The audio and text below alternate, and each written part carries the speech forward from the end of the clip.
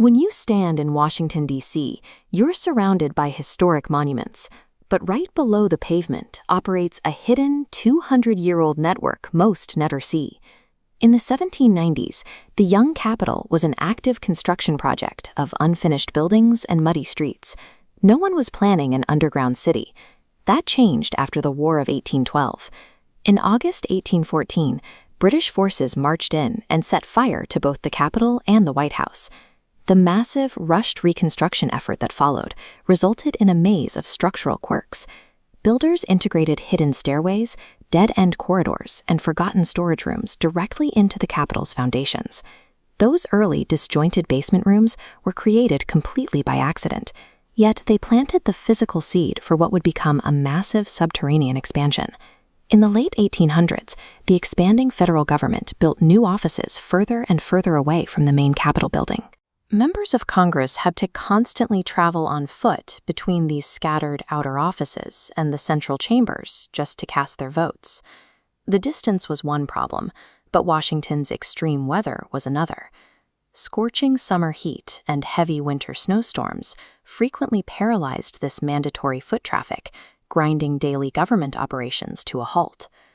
Between the growing geographical sprawl and the hostile surface weather, engineers realized they had to rethink the terrain. They began looking at the solid ground beneath their feet as a necessary environment to ensure the basic efficiency of the government. In 1895, the first highly engineered tunnel was completed beneath Washington. You might assume a project of this scale was designed to get freezing lawmakers out of the snow. It wasn't. The city's first major transit tunnel was built specifically to transport fragile government books and paper documents. Engineers needed a reliable way to connect the Capitol directly to the Library of Congress, a massive stone structure located a significant distance away. Instead of dragging carts of materials through busy, muddy streets, workers could now move them safely below ground, entirely shielded from the elements. Keeping paper dry might seem mundane, but this system proved a crucial point to the government. An engineered subterranean tunnel actually solved the logistical nightmare of Washington's layout. The logic naturally shifted. If a dedicated tunnel could safely move books, a similar system could be engineered to move the politicians themselves. In 1909, Congress completed the Capitol subway system, an underground railway aimed at entirely replacing surface foot travel between government buildings. This system utilized small, open-air electric vehicles running on dedicated subterranean tracks to carry members of Congress directly beneath Capitol Hill.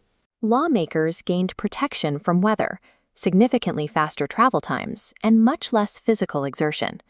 By eliminating the physical walk, the system allowed lawmakers to move between buildings in minutes, maintaining the pace of government regardless of the conditions outside. In less than a century, Washington's underground had evolved from the dusty, accidental storage rooms of the 1814 reconstruction into a highly efficient, electrified transit hub. And this entire evolution was driven by highly practical, everyday challenges, an expanding bureaucracy, and frustrating surface weather. The immediate success of the 1909 subway guaranteed its permanence. Over the decades, the network continued to expand into modernized versions that remain critical to daily government operations right up to the present day. This transition proved that the environment beneath the city was predictable and immune to the chaos of the surface, making the ground a viable location for more critical operations. As America moved deeper into the 20th century, global conflicts and the rising threat of nuclear war would soon demand a new, far more serious purpose for these subterranean spaces. The engineering originally designed to keep library books out of the rain provided the template for the high-security bunker network that sits beneath Washington today. D.C. functions as the command center for the American government, operating from highly visible monuments. But drop below the pavement, and you enter a space that has fueled decades of whispers, a hidden world. If you spend enough time on internet forums, you'll hear the stories. People claim there are sprawling subterranean cities and endless military facilities stretching out for miles beneath the Capitol. Separating the reality from the rumors is incredibly difficult, mainly because the government naturally operates behind strict national security protocols. When real details are classified, speculation fills the void.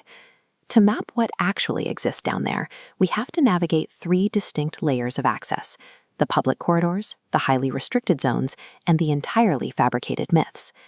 Peeling back these layers reveals a subterranean Washington built as a pragmatic, deeply guarded response to the actual geopolitical threats of the 20th century. The origins of this underground network are surprisingly ordinary. As the United States became a global superpower, the federal government needed more space, and new office buildings sprouted up all around Capitol Hill. Each new structure had to be tied into the city's grid. Engineers dug out simple, functional routes to house essential utility systems, steam pipes, and maintenance pathways. Today, large portions of this hidden world are used in plain sight. These routes evolved into active transit corridors, where thousands of staffers and authorized visitors ride subways and walk between offices every single day. The sheer scale of these public and staff-only connections is enormous. Employees who work the Hill describe the area beneath the Capitol as a sprawling, complex maze. But while this first level is vast, its purpose is purely logistical. It provided the physical foundation for the secure, classified zones that would be carved out later. The tone of Washington's underground shifted abruptly after World War II. As the Cold War escalated and the existential threat of nuclear attack mounted, these pathways transitioned from practical walkways into critical survival assets. Government planners rapidly moved to strengthen existing surface tunnels. They began mapping and constructing deeply classified emergency routes, designed entirely to keep the government functioning during a worst-case scenario. The most thoroughly documented of all these restricted zones is a specialized evacuation tunnel authorized during the Second World War with a single objective: protect the president. Looking at this map, you can see the precise geography of the project. A secure subterranean path was excavated to link the White House directly over to the Treasury building. The route stretches exactly 761 feet. But while the length and endpoints are a matter of public record, the actual operational mechanics and security features inside the tunnel remain locked under heavy classification. These confirmed, heavily fortified projects, which were built out of absolute necessity, created the perfect environment for public paranoia to take root. That paranoia is the origin point for the third layer of the underground. When public curiosity hits a wall of absolute government silence, people start filling in the blanks. The persistent theories about massive, self-sustaining subterranean cities are severe exaggerations. Those rumors are based entirely on the mundane, Level 1 utility and pedestrian networks we looked at earlier. The exact same applies to the stories of sprawling, hidden military complexes reaching miles out into the surrounding suburbs. Those are just inflated interpretations of the secure Level 2 evacuation corridors. This restricted network functions as a calculated, strictly guarded asset engineered to survive the darkest geopolitical threats of the 20th century. When you strip away the urban legends, the true layout of Washington's underground reads like a physical, architectural timeline of escalating American fear and preparedness. Even without the myths, these concrete corridors remain serious infrastructure. They are fiercely protected tools designed to maintain order when everything above ground falls apart. But this network's true utility and the danger of keeping it so hidden would face a severe test during a major modern security crisis. And years later, a viral discovery right inside the Capitol would thrust this labyrinth back into the spotlight, changing how the public views the world beneath their feet. In 2025, a member of Congress uploaded a short video showing an obscure, historic passageway hidden beneath the Capitol. Within hours, that footage went viral. Millions of viewers were suddenly captivated by the idea of a secret world below D.C. Social media feeds flooded with maps and videos claiming to expose massive underground cities and forgotten tunnel systems connecting every major American hub. The speculation escalated. Online communities began analyzing building blueprints to argue that beneath the Capitol there were sprawling alien facilities and entirely hidden civilizations. These theories gained traction because a complete lack of public information left a vacuum. Decades of strict security protocols had effectively erased the real underground infrastructure from the public mind, leaving a blank slate for the internet to fill. To find the reality behind these stories, we have to look at the specific national emergencies that drove this infrastructure out of sight. Real-world security requirements, rather than a science fiction plot, dictated the evolution of these tunnels. As physical threats to the Capitol changed, Keeping those subterranean routes highly restricted became a necessary defense strategy. The terrorist attacks of September 11, 2001, triggered immediate changes to how the United States protected its government facilities. Washington's underground systems were central to these new security measures.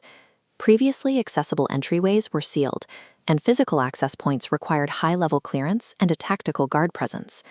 Corridors, once used casually by staff, were absorbed into expanding restricted zones, effectively closed off from civilian access. By fortifying the Capitol's basement, officials removed these spaces from public view.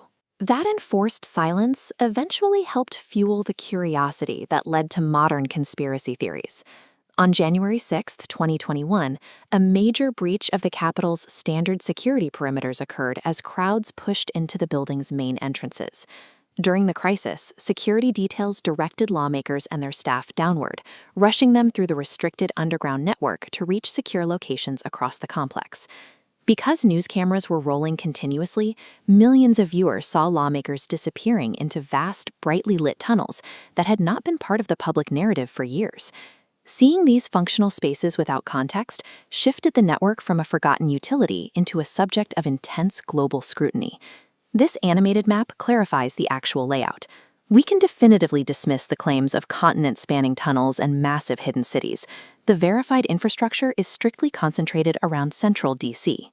What actually exists is a localized active transit system used during daily operations and emergency evacuations. This is a fully functional rail network operating below the surface, allowing secure movement between government buildings. Beyond the rails, there are documented pedestrian links, including dedicated passageways running directly beneath the Library of Congress. Security protocols are even tighter for the executive branch, which maintains a highly restricted evacuation route, originating inside the White House. That reinforced, highly secure corridor leads directly to the neighboring Treasury Department building. Finally, miles of utilitarian maintenance corridors carry the heavy electrical grids, water mains, and critical services required to keep the Capitol running. This verified network lacks the scale of the viral myths, yet it serves as a highly functional, essential layer of the Capitol that is critical for national continuity. This network is the result of more than 2 centuries of continuous engineering, reinforced by generations of planners. Today, it fulfills 3 roles: moving personnel, housing the utility infrastructure that powers the city, and providing security during crises. Thousands of people walk over it every day, entirely unaware of the constant, quiet operations happening just a few dozen feet below the pavement. The landmarks in the skyline represent the public image of Washington, but the city above depends on the functional network operating silently beneath the streets.